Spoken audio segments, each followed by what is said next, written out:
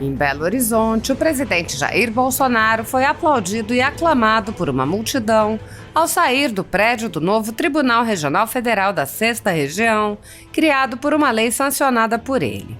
Os cidadãos foram para a rua, na frente do novo tribunal, para recepcionar o presidente aos gritos de mito. A Constituição Federal determina em seu artigo 5º, inciso 54, que ninguém será privado da liberdade ou de seus bens sem o devido processo legal. No entanto, o ex-corregedor do Tribunal Superior Eleitoral, Luiz Felipe Salomão, mandou confiscar, em decisão monocrática em inquérito administrativo, a renda de canais e sites conservadores, como de Bárbara, do canal Te Atualizei, e da Folha Política. A decisão do ministro, que recebeu o respaldo e o apoio de Luiz Roberto Barroso, Alexandre de Moraes e Edson Fachin, confisca toda a renda dos canais, sem qualquer distinção segundo o tipo de conteúdo, o tema, a época de publicação ou qualquer outro critério. Há mais de 13 meses, toda a renda do nosso trabalho é retida, sem qualquer justificativa jurídica. Se você apoia o trabalho da Folha Política e pode nos ajudar a manter o jornal funcionando, doe através do QR Code que aparece na tela ou utilizando o código Pix ajude@folhapolitica.org. Caso não use Pix, a conta da empresa Raposo Fernandes está disponível na descrição deste vídeo e no comentário fixado no topo. Há 10 anos, a Folha Política vem enfrentando a espiral do silêncio imposta pelo cartel de mídia que quer o monopólio da informação. Pix ajude@folhapolitica.org. Assim está.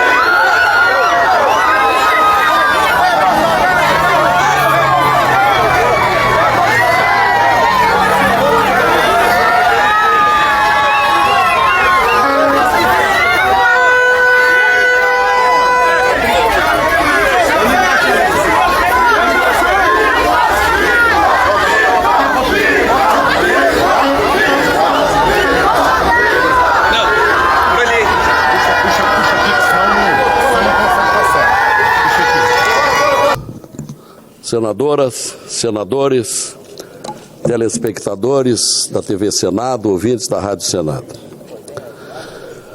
Em editorial da semana passada, dia 15, o tradicional jornal O Globo fez uma oportuna reportagem sob o título "Ativismo do STF representa risco preocupante". Ponderável conclusão, senhores senadores, contra a qual nada a opor. Eu até vou pedir a Vossa Excelência a inserção nos anais do Senado desse artigo, desse editorial do jornal O Globo, do dia 15 recente. O único reparo que entendo caber sobre esse editorial é com relação à demora que o jornal teve para tal percepção, assim como quando escreve que o outro risco para a democracia está no fato deste risco estar passando despercebido. Ora, aqui se impõe uma correção.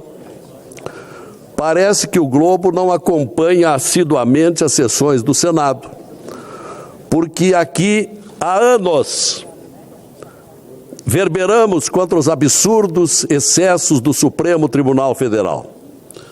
De minha parte, em particular, a constatação é tão intensa e antiga que já ao chegar aqui, em fevereiro de 2015, logo em seguida, em abril daquele mesmo ano, protocolei uma PEC que leva o número 35/2015, propondo mudar o sistema de indicação dos ministros do Supremo, porque o atual sistema incentiva o aparelhamento da Corte, conforme as conveniências do presidente da República em exercício.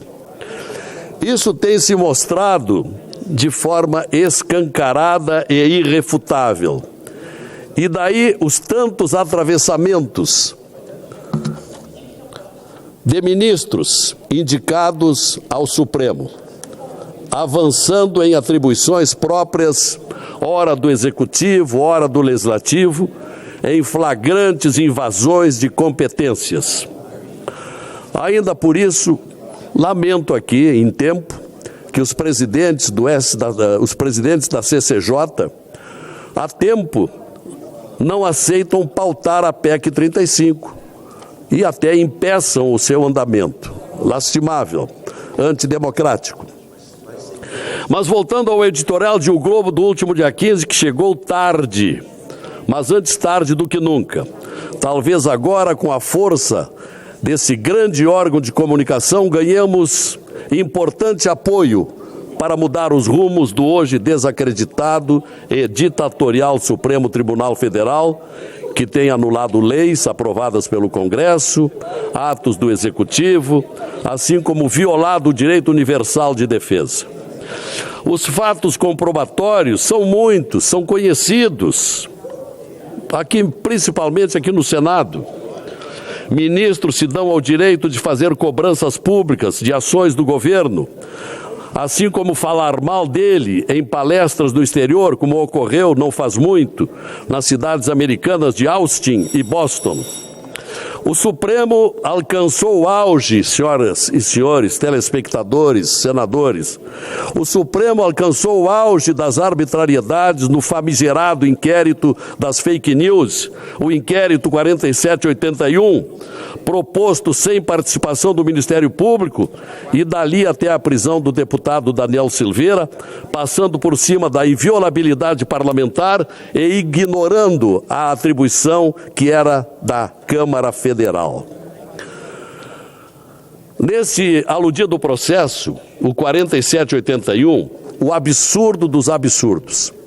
A Suprema Corte instaurou o feito se dizendo vítima, partindo, como se sabe, sobejamente se sabe aqui, partindo para investigações, julgamentos, condenações e ordens de prisão. Tudo bem conhecido. Não há paralelo no mundo de...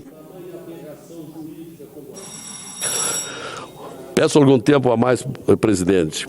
O caso virou queda de braço de natureza pessoal do ministro Alexandre de Moraes e o presidente da República, que, como se sabe, concedeu o indulto a Daniel Silveira, prisioneiro perseguido pelo ministro. Outro fato, senadores, foi a recente decisão do STF de manter votos de ministros aposentados nos casos em que os julgamentos foram suspensos por pedidos de destaque. Ocorreu aqui um limitador contra os ministros indicados por Bolsonaro, Nunes Marques e André Mendonça. Tal gesto mostra o caráter intransigente do bloco daqueles 7 ministros indicados pelo PT. Assim, senhor presidente, precedentes perigosos estão abertos. Vejamos ainda o caso do cerceamento das operações policiais nas favelas cariocas. Enquanto isso, contraditoriamente, exigiu do Executivo, há poucas semanas, pressa na apuração do desaparecimento do indigenista e do jornalista na Amazônia. Foi outra intromissão. Em meio a tudo isso, ainda o que dizer de uma comissão de juristas, liderada pelo ministro Lewandowski, para propor a revisão da lei do impeachment. Logo quem passou por cima da Constituição quando do afastamento da presidente Dilma, modulando aquela condenação, como todos lembram bem. Por fim, cabe sempre lembrar, embora o fato jamais será esquecido, com relação à decisão da Suprema Corte de descondenar aquela decisão de 3 instâncias contra o ex-presidente Lula para torná-lo livre e candidato à nova eleição. Mesmo com todo o Brasil sabendo da materialidade dos crimes, autorias e procedências das provas imputadas a ele e à sua curriola. Brutal sinal de impunidades.